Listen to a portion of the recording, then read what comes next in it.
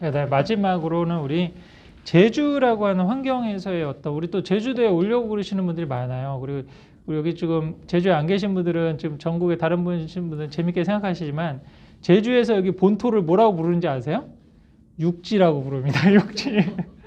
육지에서 왔다고. 우리 처음에 그 얘기를 듣고 깜짝 놀랐어요. 육지가 뭐지?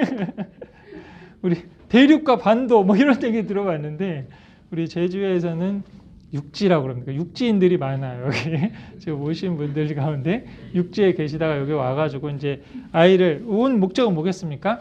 자연 속에서 입시의 그 치열한 뭐 그런 거에서 그냥 시달리고 정신 없고 막 어제도 여기 이제 우리 육지에 사시다가 오신 우리 지인들 여기 많이 만나고 그러면은 제주에서는 한 7, 8시면 웬만한 가게는 문은 다 닫고 저녁이 있는 삶 뭔가 그냥 뭐 육지에 특히 수도권은 그냥 저녁이 없잖아요. 애들도 뭐 밤에 10시까지 뭐 학원을 뭐 가고 뭐 그런 사람들 막 살고 그러니까 이게 사는 거냐라고 하는 좀 생각이 들어가지고 여기 와서 마음의 여유는 있는데 처음에 하고 또 애들 자연 속에서 키우고 그다음에 경쟁도 좀 치열하지 않은 데서 키워서 이제 그 좀 안심도 되고 뭐 그 좋은 점도 많았는데 이제 서서히 이제 애들이 학년이 올라갔으면 불안하기 시작하죠.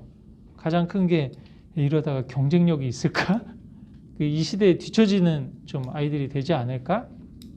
과연 또 그런 얘기도 들었다고 그래요. 지금 그래서 이제 너가 이렇게 좀 여기서 잘 놀고 즐겁게 지내고 있지만 지금 육지에서는 열심히들 달리고 있는데 엄마가 우리 혹시 너 육지로 다시 들어갈 수 있을지 몰라 그렇게 얘기를 했더니 이제 아이가 어떤 반응을 보였다는 겁니까? 그 엄마 왜 나 여기로 끌고 왔어? 처음부터 육지에서 그렇게 트레이닝 했으면 그 삶이 전부인 줄 알고 살았을 텐데 여기 와서 이렇게 지내다가 좀 어떻게 보면 좀 이렇게 릴렉스한 삶을 살다가 거기 가서 타이트한 삶을 살게 되면 내가 막 견딜 수 있을까? 그 삶을? 뭐, 왜 그렇게 했어라고 좀 나중에 원망하지 않을까? 엄마가 그냥 엄마 맘대로 아빠 맘대로 여기 끌고 와가지고 애를 이렇게 경쟁력 없는 애로 만들어가지고 막 원망을 듣지 않을까 이렇게 생각이 드는데 기본적인 원칙은 저는 아까도 말씀드린 12살 때까지는 부모의 소신과 원칙대로 하는 게 죄가 아니다.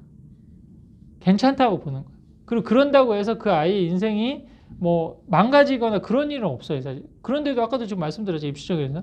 12살에 여기 가서 제주에서 키우려고 그랬는데 반에서 계속 1등을 하네? 그리고 또 뭐 선생님이 여기 있을 애가 아니라고 막 이런 얘기를 해주고 뭐 그러면은 그 육지 북기의 시기라든지 아니면 제주도 뭐 노영동으로 갈 시기가 이미 자연스럽게 결정이 되는 거예요. 여기서 이미 어느 정도 얘가 입시 경쟁력이 있고 뭐 이런 상황에서 어느 정도 공부를 하고 또 입시에서 어떤 승부를 볼 수 있으니까 뭘 덜 시켜야 되고 이게 판단이 되는 거죠, 사실은. 근데 그게 아니고 그냥 평범하고 아무 소리가 들려오지 않는다 그러면 이미 사실은 여기서 조금 자연 속으로나 아니면 아날로그적인 이런 감성을 길러두는 게 저는 미래에는 훨씬 더 사실은 그 아이의 경쟁력이 있어서 더 좋을 수 있다. 경쟁력이라고 하는 거에 그 핵심을 자꾸 뭐로만 한정시켜서 그런 거죠. 문제집 푸는 공부, 국영수하는 공부. 근데 그 시대가 지금 가고 있어요. 국영수를 잘해서 얻을 수 있는 일자리는 점점 줄어들고 이런 다양한 경험을 해보고 다른 사람을 많이 만나보고 자연 속에서 어떤 오감을 느끼고 감성을 느껴본 그랬던 가치들은 문제집 푸는 공부에서는 얻을 수 없는 그런 가치들이고 또 어렸을 때 아니면 가질 수 없는 경험들이거든요. 보통 그런 얘기 많이 하잖아요. 어렸을 때 12살 때까지 살았던 때가 고향이라고. 이게. 근데 요즘 서울 수도권에만 이게 살게 되면 고향이 없어요. 이게 내가 어렸을 때 어디로 돌아가지? 가장 이상적인 사이클은 어렸을 때는 시골에서 살았다가 좀 이제 중고등이나 뭐 이런 때는 뭔가 사람들 간에 경쟁을 하고 그래야 되는 게 또 필요한 게 있어요. 그럼 그렇게 갔다가 나중에 또 다시 좀 이렇게 시골로 돌아오는 이 사이클이 인생의 전체적인 사이클에서도 가장 자연스럽고 좋은 사이클이거든요, 사실. 그런 경험에서 12살 때까지 사실은 엄마 아빠가 너한테 그런 경험, 가장 중요하다고 평생을 살아갈 수 있는 그 추억을 만들 수 있고 내가 돌아갈 수 있는 어떤 힘들고 어려울 때 제주 바다 가서 내가 다시 한번 나를 좀 뭔가 메이크업 해야겠다. 그럴 수 있는 돌아갈 만한 데가 있어야지.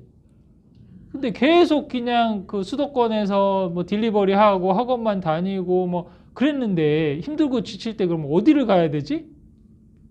뭔가 본향이 없는 지금 상황이 되는 거일 수 있지 않나요?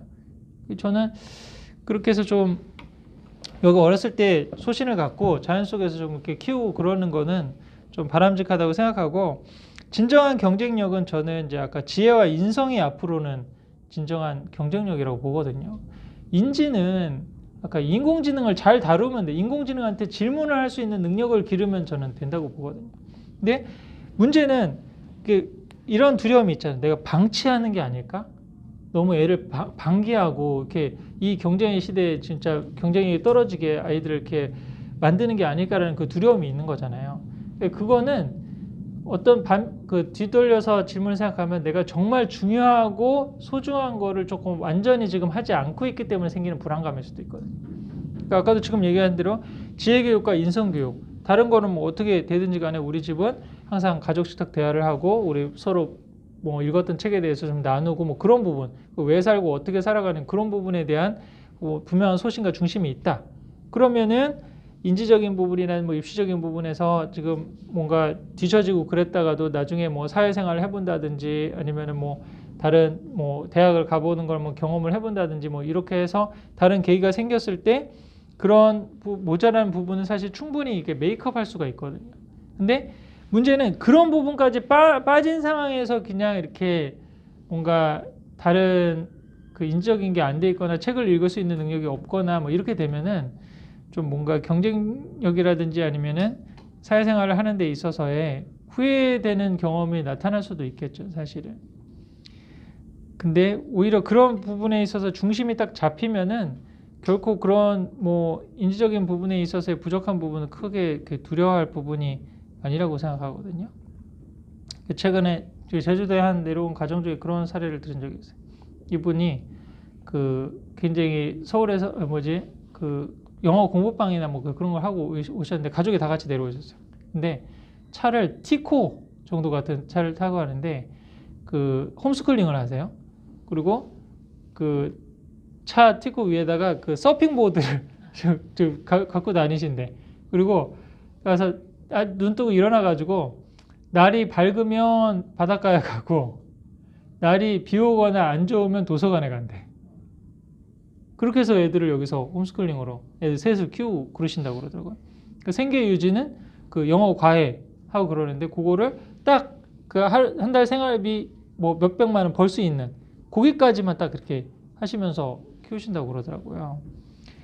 저는 뭐 이게 굉장한 내공이 필요한 거잖아요.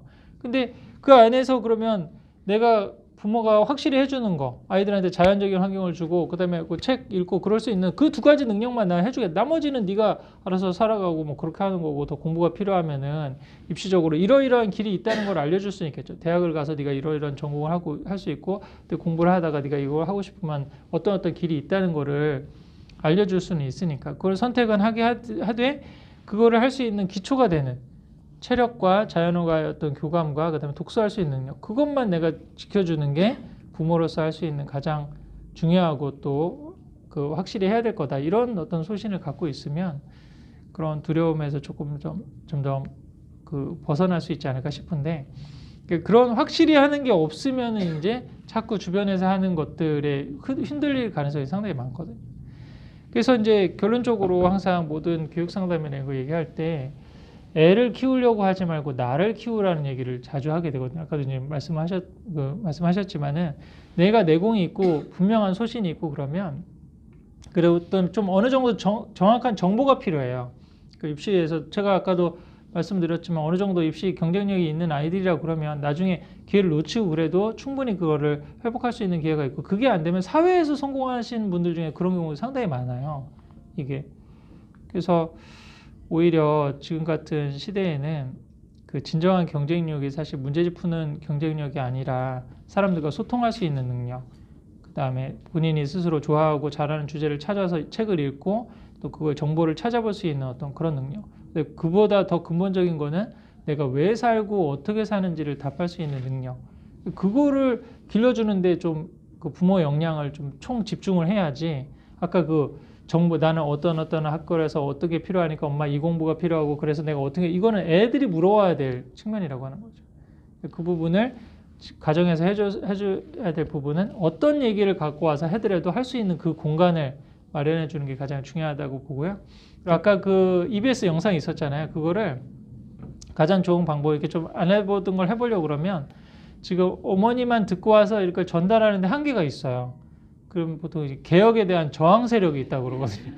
엄마가 하여간 뭐만 듣고 오면 뭘 하자고 그러고 또 그 남편도 그래. 아, 피곤하다. 그런 거 좀 그만 좀 듣고 오라고 뭐 자꾸 이럴 수가 있거든요. 근데 같이 보면 또 얘기가 달라질 수가 있어요. 같이 듣고 한번 어떻게 생각해? 저거 똑같이 할 수는 없더라도 요거라도 하나하나 좀 실천해 볼 수 있지 않을까? 그렇게도 한번 활용해 보실 수 있으니까 그 링크 유튜브에서 유대인 밥상머리 교육 치면 나오는 그 영상 한번 같이 가족들이 보거나 아니면 제 다른 하브루타에 대해서 설명하고 있는 영상들 한번 보고 좀 같이 공감을 나눠서 한번 할 수 있는 것부터 하나하나 실천을 해보시면 좀 더 행복한 우리 교육을 하실 수 있지 않을까 생각됩니다. 자, 어느 정도 답변이 다 됐나요? 그러면 우리 공식적인 답변은 이것으로 마무리하도록 하겠습니다. 감사합니다.